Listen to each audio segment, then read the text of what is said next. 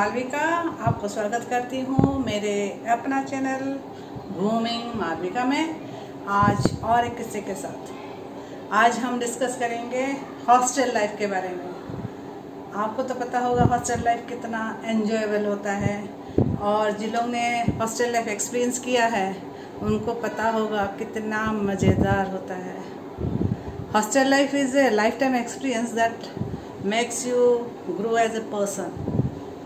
तो मैं अपना हॉस्टल लाइफ का कुछ मज़ेदार इंसिडेंट शेयर करूँगी आपके साथ, तो आप एंड तक ज़रूर देखिए।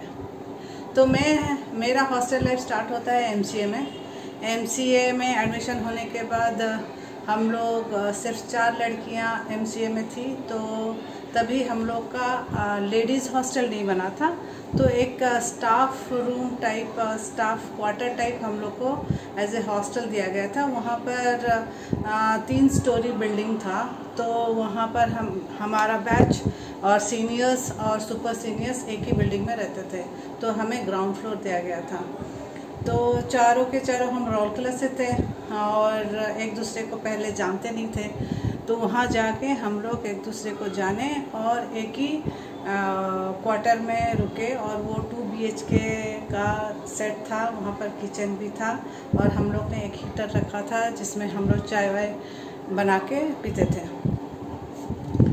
तो तभी इतना गर्ल्स का नंबर ज़्यादा नहीं था, तो हॉस्टल नहीं बना था। फिर धीरे धीरे तभी हॉस्टल बन रहा था। नेक्स्ट ईयर हम लोग का जैसे शिफ्ट हुए वो वाले हॉस्टल, नए वाले हॉस्टल में, क्योंकि 30% कोटा के साथ बीटेक वाले भर के आए। और फर्स्ट डे में जैसे कॉलेज में गई, मैं एक फ्रॉक में चली गई थी। मुझे तो वहाँ का तौर तरीका पता नहीं था, और मुझे फ्रॉक में देख के सीनियर सुपर सीनियर्स तो मुझे नोटिस कर दिए थे कि अच्छा ये लड़की को हम अभी डाउन टू अर्थ लेके आएंगे। तो जैसे मैं मम्मी के साथ गई थी, तो फर्स्ट डे एट हॉस्टल फिर सारे सीनियर्स आके मुझे बोले तो फ्रॉक में कैसे आ गई थी। अरे मुझे क्या पता फ्रॉक नहीं पहना जाता है, तो वो तभी मुझे इंस्ट्रक्शन दिया कोई कुछ ऐसा टाइप का ड्रेस नहीं पहनेगा, बस सलवार कमीज़ विथ दुपट्टा, दोनों साइड दुपट्टा पिन अप होगा, और तुम लोग सर झुका के जाओगे हॉस्टल से कॉलेज तक, और कॉलेज से हॉस्टल तक सर झुका के ही आना। कोई अगर ऊपर देखा तो फिर रैगिंग तो होगा, मतलब हो रहा है और ज़्यादा होगा। और तभी रैगिंग मतलब हम लोग का हल्का फुल्का होता था, इतना सीवियर रैगिंग नहीं। कभी गाना गा दो और डांस कर दो, इसके बारे में कुछ बताओ, तुम्हारा बेस्ट सुपर सीनियर कौन है, बेस्ट सीनियर कौन है, किसका क्वालिटी तुम्हें क्या अच्छा लगता है, ये सब के बारे में हम लोग का हल्का फुल्का वो सब रैगिंग तो चलता रहता है सब इंजीनियरिंग कॉलेज में। और हमारा भी वैसे हुआ। और मेरा एक्चुअली रिलेटिव्स वहाँ पर अनुगुल और तालचेर में बहुत रहते थे, तो मैंने देखा कि फर्स्ट क्योंकि हम लोग का क्लास में भी सीनियर्स आ जाते थे रैगिंग करने के लिए, फिर यहाँ पर हॉस्टल में आओ तो हम लोग के सीनियर सुपर सीनियर्स गर्ल्स जो थे वो भी हम लोग को बुला लेते थे शाम को। तो बहुत मतलब 2 टाइम रैगिंग होता था। तो मैंने सोचा मैं क्लास के बाद अपने रिलेटिव के यहाँ चली जाऊँगी। तो मैं क्या करती थी, 1 महीना वैसे क्लास ख़त्म होते ही मैं चली जाती थी अपने रिलेटिव के यहाँ। फिर 1 महीने के बाद आई, तो मुझे लगा कि तभी रैगिंग थोड़ा कम हो गया होगा तो मैं बच जाऊँगी। तो ये सोच के मैंने 1 महीना नहीं रुकी हॉस्टल में।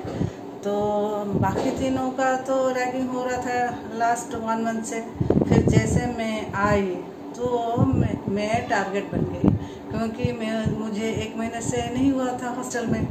तो बाप रे, सारे टूट पड़े मेरे ऊपर, ये कर वो कर, ऐसा कर वैसा कर।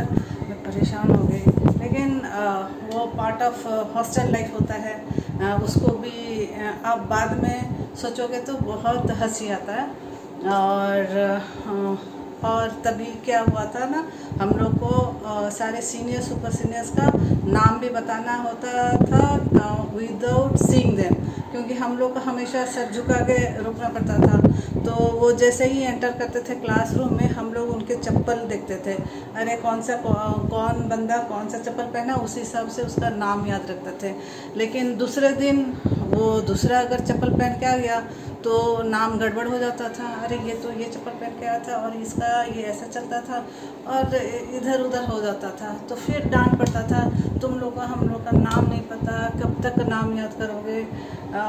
ये ऐसे चलता रहा और ये रैगिंग होता है जब तक आपका वेलकम सेरेमनी नहीं होता है। और 2-3 महीने के बाद वेलकम हुआ, फिर सीनियर सुपर सीनियर्स इतने फ्रेंडली हो जाते हैं, वो ही आप लोग को हेल्प करते हैं सारे एग्ज़ाम्स में, आपको नोट्स देते हैं, आपको तौर तरीका बताते हैं और बहुत सारे टिप्स देते हैं। तो ये एक रैगिंग एक दूसरे को जानने का एक तरीका होता है, तो आप इसको पॉजिटिव लीजिए। लेकिन जहाँ पर जिस कॉलेज में बहुत सीवियर होता है वो तो आजकल बैन कर दिया गया है, which is also good for all the children. लेकिन हम लोग के टाइम में बहुत हम लोग ने एंजॉय किया है। ये सब रैगिंग चलता रहा और हम मेस का खाना तो हमेशा ख़राब ही होता है।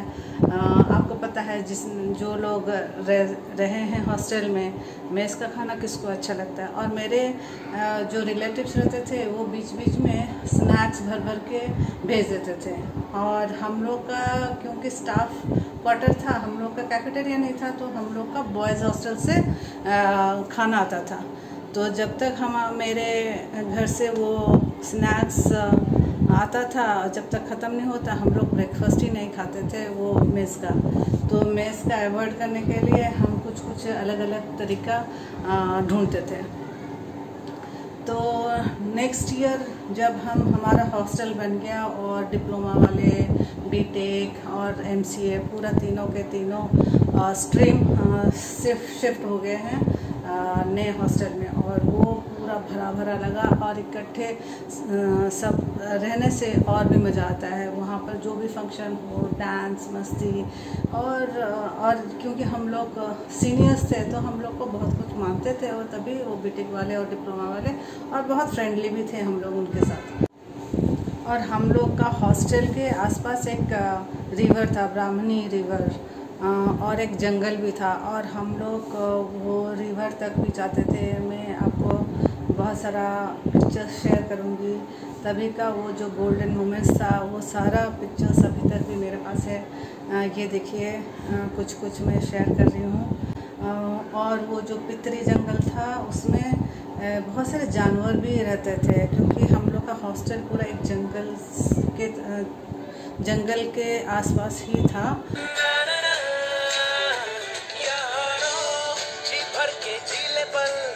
लगता है आजकल दौर अपना आएगा, यारो जो खुद पे हो यकीन। वो पितरी जंगल में बहुत जानवर भी थे। हम लोग तो कभी हिम्मत नहीं किए वो जंगल जाने के लिए, लेकिन ये बॉयज़ रात को चले जाते थे, वहाँ घूम के आते थे। और हमारा जैसे पिकनिक होता था, हम लोग कितने बार पिकनिक स्पॉट गए हैं। ये देखिए बहुत सारे पिक्चर्स हैं पिकनिक के। और हम लोग का वीकली ट्वाइस एक बस जाती थी अनुगुल के लिए। आपको कुछ शॉपिंग करना है तो आप जा सकते हो। हम लोग क्या करते थे, वेडनेसडे या सैटरडे ये 2 दिन बस जाती थी तो हम लोग निकल पड़ते थे, और वहाँ शांति होटल करके एक अनुगुल में था, वहाँ पर खाना खा के भरपेट खा के आ जाते थे। तभी मैं इसका खाना थोड़ा दूर रहना चाहते थे। कभी कभी अच्छा खाना भी मन करता है, अच्छा खाना खाने के लिए, तो कभी कभी हम लोग वहाँ से खा के और शॉपिंग करके आ जाते थे। जी भर के जीले पर लगता है आजकल दौर अपना आएगा, यारो जो खुद पे हो यकीन तो जिंदगी हंसी तुझे कल बुलाएगा, है जुनून। और एक मज़ेदार इंसिडेंट है, हम लोग का बैच प्लान किया कपिलास टेम्पल जाने के लिए। वहाँ से 2-3 घंटे का रास्ता है, तो आप अगर कहीं बाहर जा रहे हो तो वार्डन से मतलब परमिशन लेके जाना पड़ता था। तो लेकिन हम लोग परमिशन लेंगे तो वो में भी अलाउ नहीं करती हम लोग को, क्योंकि हम लोग के सारे बॉयज़ भी जा रहे थे। तो हम लोगों ने क्या डिसाइड किया, चलो आज बिना बताए चले जाते हैं। तो हम निकल पड़े थे कपिलास के लिए। तो कपिलास में गए और वहाँ से वापस आते आते रात 8 बज गया। तो हमारी वार्डन क्या की थी, उनको पता चल गया था कि हम लोग नहीं हैं, हम लोग कहीं घूमने गए हैं बॉयज़ के साथ। तो वो रिसेप्शन में वेट करने लगी कि ये लोग आए और मैं इनको डांट लगाऊं। तो वो वेट करती रही रिसेप्शन में। तो हमारा एक वार्ड बॉय था, तो वो हम लोग को बहुत सपोर्ट करता था, क्योंकि उसके ज़रिए हम लोग उसको पता था कि हम लोग गए हैं कपिलास, और वो खुद भी वार्डन को नहीं बताया था। तो वो क्या किया, गेट के पास, मेन गेट के पास खड़ा रहा कि जैसे ही हम लोग का जीप आया तो वो बोला कि मैडम तुम लोग के लिए वेट कर रही है डांट लगाने के लिए, तुम लोग जल्दी से वो पीछे वाले वॉल से कूद के आ जाओ। तो हम लोग का जीप गया पीछे की तरफ, और वहाँ पर डिप्लोमा वाले क्या किए, चेयर दीवार के उस पार एक चेयर डाला, इस तरफ एक चेयर। हम लोग चेयर में खड़े होके कूद के, बाप रे कितना एडवेंचरियस किया था अंदर आने के लिए, हॉस्टल के अंदर आने के लिए। क्योंकि तभी मैं एक स्कर्ट पहनी थी और मेरी एक फ्रेंड जीन्स पहनी थी। कोई कुछ वहाँ तो अलाउड नहीं था, ये सब मतलब सलवार ही पहन सकते और कुछ नहीं पहन सकते थे। तो वो अगर देख लेती हम लोग का ड्रेसिंग कोड, तो उसका तो और भी पारा चढ़ जाता। तो हम उसे अवॉइड करने के लिए फिर उसके घूम के उसके साइड वाला जो रूम था उसके अंदर घुस के ड्रेस चेंज कर दिया उनका, कुछ सलवार वलवार पहन के। फिर हम लोग का रूम फर्स्ट फ्लोर में था, हम सीढ़ी से जाके अपने रूम में घुस गए। वो वेट करते रही और उसको पता भी नहीं चला कि हम लोग आ चुके थे, और हम लोग ऐसे रूम में थे और वो 9:30 तक वेट की। फिर देखी कि ये लोग नहीं आ रहे हैं, फिर वो घर चले गई। फिर लेकिन हम लोग तो मस्ती करके आए थे।